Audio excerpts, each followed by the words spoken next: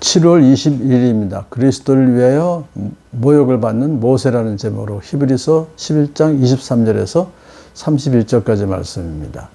모세의 이야기가 시작되죠. 모세가 태어났을 때에 믿음으로 그 부모는 석 달 동안 아기를 숨겨두었다. 그들은 아기가 잘생긴 것을 보았기 때문이다. 라고 히브리서 저자가 기록을 하고 있어요.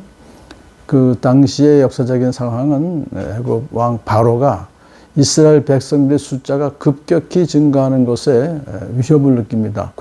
이집트 국가가 존재이 위태롭다는 생각을 하게 돼요. 그래서 이스라엘 백성의 인구의 숫자를 줄이기 위한 여러 가지 생각을 했는데, 그 중에서 다 안 되니까 사내 아이를 다 죽여라, 태어나자마자. 그렇게 명령을 내렸어요. 바로 그때 모세가 태어나게 된 것입니다. 그런데 모세가 태어났을 때에 그 부모는 그 바로를 두려워하지 않았기 때문에 그를 3개월 동안이나 이제 숨겨서 키웠던 것입니다. 자, 그래서 이제 그 후에 누이가 나일강에다가 모세를 상자에 넣어서 버렸죠. 떠나가게 했을 때 그 공주가, 바로의 딸이죠. 공주가 모세를 이제 발견해서는 결국은 궁에 데려가서 키웠죠. 그런데 믿음으로 모세는 어른이 되었을 때에 바로 왕의 공주의 아들이라 불리는 것을 거절했다 그랬어요. 그러니까 이것은, 그 사건은 잘 알죠. 그가 이제 나중에 커서 자신의 동족이 이집트 사람에 의해서 노예로서 압제당하는 것을 보고는 그 이집트 사람을 죽이죠. 그냥 그 장면을 자기 동족이 압제당하는 것을 보고서 그냥 지나갔었으면은 그는 자기의 안락을 지킬 수 있었지만은 믿음으로 자기가 히브리인이며 바로 공주의 아들이라 불리는 걸 거절했다 그랬습니다. 믿음이 이미 있었다는 것은 그 유모로 고용된 어머니가 어릴 때부터 신앙 교육을 잘 시켰던 것으로 볼 수 있습니다. 그래서 그는 이제 나이가 먹자 바로 공주의 아들이라 불리는 것을 거절한 것이다라는 것이 바로 공주의 아들로서의, 또 왕자로서의 온갖 부귀영화를 누릴 수 있었지만은 결국 온갖 수모와 고난이 뒤따르는 히브리 노예 편을 선택했다, 믿음으로 선택했다는 것입니다. 그것은 세상적인 기준으로 볼 땐 아주 어리석은 행동이었지만은 하나님의 백성과 함께 학대받는 길을 선택했다라고 하면서 그가 믿음으로 그런 결단을 내렸던 것을 볼 수 있습니다. 모세는 하나님의 명령을 거역하면서 왕궁에서 우상 숭배하며 살기보다는 하나님의 명령에 순종하며 살아가는, 그렇지만 학대를 당하는 것을 감수하는, 거기에 더 높은 가치를 두었기 때문에 그런 결정을 할 수가 있었던 것이죠. 우리는 여기서 모세가 그런 결단한 이유를 이렇게 히브리서 저자는 말합니다. 모세는 그리스도를 위하여 받는 모욕을 이집트의 재물보다 더 값진 것으로 여겼다. 그는 장차 받을 상을 내다보고 있었던 것이다. 그러니까 그 구약 시대에도 이미 그리스도의 존재에 대해서 그들이 믿고 있었던 것을 보는 것이죠. 그래서 그리스도가 구약 시대에도 하나님의 백성과 함께 계셨다는 것을 근거로 해서 그런 결단을 내린 것인데요. 구약의 전문가인 사도 바울이 나중에 고린도 교인들에게 편지한 것을 보면 우리가 알 수 있는 것입니다. 그들은 모두 똑같은 신령한 물을 마셨다. 출애굽한 이스라엘 백성들이 광야에서 이제 다닐 때 그들은 자기들과 동행하는 신령한 바위에서 물을 마신 것이다. 그 바위는 그리스도였다.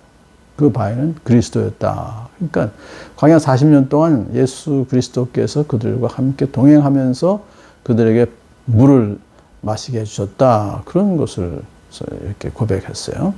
자, 그리스도는 하나님의 백성과 동행하시는 분이시기 때문에 모세는 하나님의 백성과 함께 있으면서 학대당하고 고난받는 것은 그리스도를 위해서 받는 것과 동일하다라고 여겼어요. 그래서 그것은 바로 이집트의 재물보다 더 값진 것으로 여겼다는 것입니다. 또 하나는 모세는 장차 받을 상을 내다보고 있었습니다. 그리스도를 위하여 고난을 받을 때.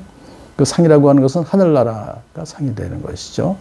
그것은 아브라함 또 이삭 야곱은 믿음의 선조들은 소망했던 하늘나라, 하늘의 고향을 그들이 동경하고 있었다 그랬었잖아요. 그래서 그 모세도 마찬가지로 하늘나라를 상으로 그들이 기다리고 있었다, 내다보고 있었다 하는 것을 여기서 볼 수가 있었죠. 자, 믿음으로 그는 왕의 분노를 두려워하지 않고 이집트를 떠났다라고 했어요. 그는 보이지 않는 분을 마치 보는 듯이 바라보면서 견뎌냈다. 이게 이제 모세가 이집트 사람을 죽였다는 소식을 듣자 바로는 화를 내고 이제 찾아서 죽여라 명령을 내렸죠. 그러니까는 지금 왕의 분노를 그가 알았지만은 두려워하지 않았습니다.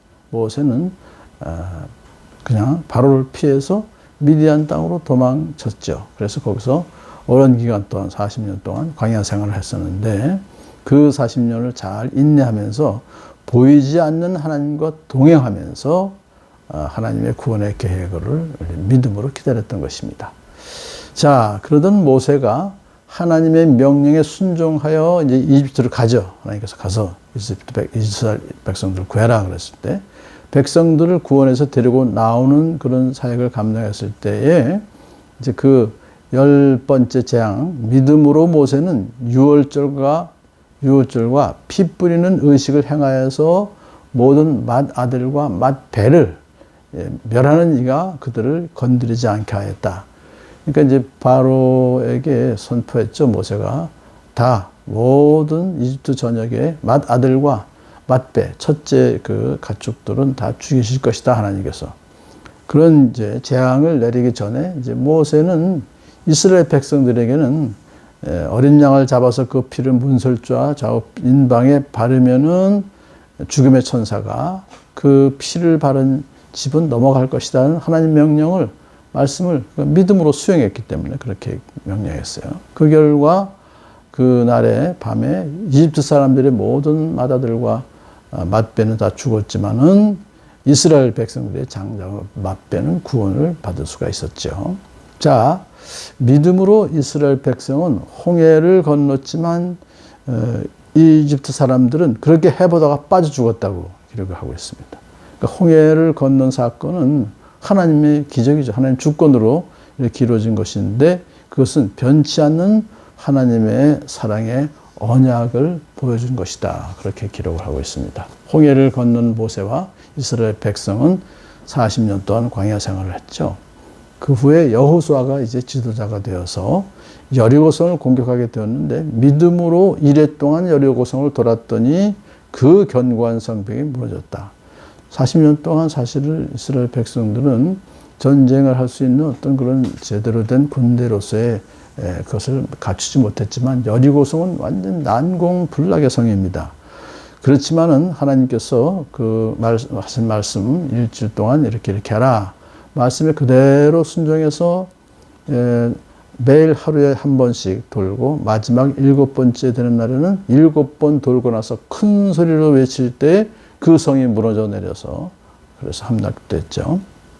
이런 기적이 일어난 것은 오직 이스라엘 백성들이 믿음을 따라 순종했기 때문이다 라고 기자가 얘기하고 쓰고 있습니다. 믿음으로 창녀 라합은 정탐꾼들을 호의로 영접해 주어서 순종하지 않는 사람들과 함께 망하지 않았다.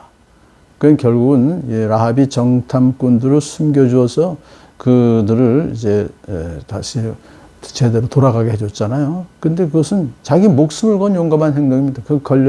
만약에 발각되면 자기가 죽는 건데도 불구하고 그렇게 용감하게 정탐꾼들을 숨겨준 것은 그녀에게 믿음이 있었기 때문에 그렇죠. 정탐꾼들에게 이제 이런저런 얘기를 하는 걸 보니까 여호수아서 2장 11절에 위로는 하늘에서 아래로는 땅 위에서 과연 주 당신들의 하나님만이 참 하나님이십니다. 라고 고백을 했어요. 자, 그리고서는 이제 내가 여러분을 살려줄 테니까 여러분은 나중에 이 성을 함락할 때 나와 내 가족들을 모두 살려주십시오라고 부탁했죠. 그래서 그 결과 여리고성이 무너질 때 모든 사람들은 다 여리고성의 사람들은 순종하지 않는 사람들은 다 죽었지 망했지만은 기생 라합의 가족들은 다 살아날 수 있었다.